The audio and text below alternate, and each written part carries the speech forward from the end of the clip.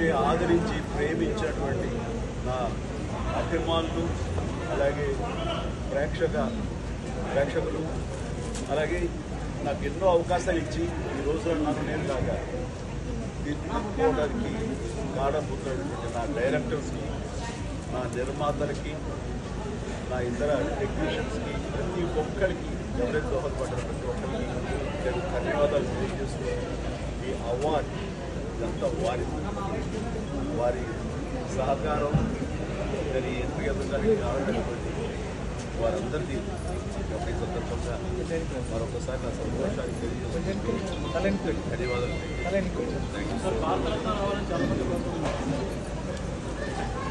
ఏ time ఏం రావాలని తప్ప అది రావాలనే ఆశ పెడితే వచ్చేది కాదు.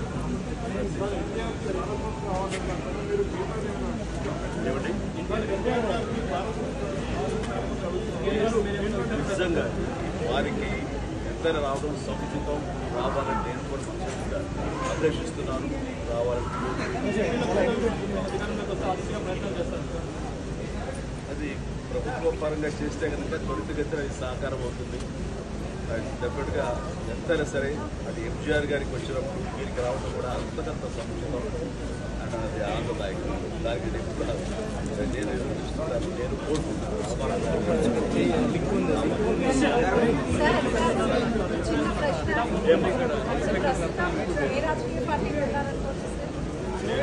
రాజకీయాలు అతీతంగా తర్వాత పిఠాపురానికి నేను వెళ్ళలేదు. మీడియాలో మీరు ఎందుకో స్పెక్యులేట్ చేశారని మీరు పెంచి పోషించారు దానికి సమాధానం చెప్పాల్సిన అవసరం నాకు లేదు. నేను వెళ్ళలేదు. బాబు మా కళ్యాణ్ బాబు దాన్ని రమ్మని ఎప్పుడూ కోరుకోలేదు.